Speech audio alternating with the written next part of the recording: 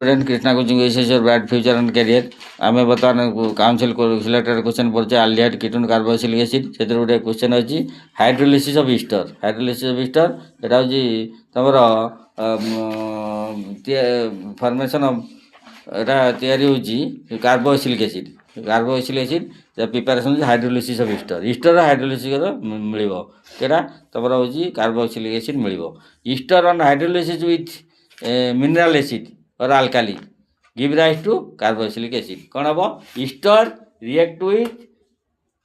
alkali or acid ester react with alkali or acid ester react with alkali or acid alkali हो acid हो give rise to carboxylic acid ester react with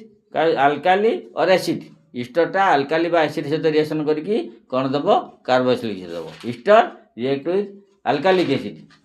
acid और alkali give rise to ester give rise to ester form में हमें देले प्रथम ester react hydrolysis है give rise to तुम हूँ कार्बोक्सिलिक एसिड RCOH देछे RCOR plus HOH give rise to RCOH plus ROH जेटा हूँ तुम ethyl acetate plus hydrolysis water in presence of HCl give rise to acetic acid acid है and alcohol that's all video भल लगे like करो subscribe करो comment करो।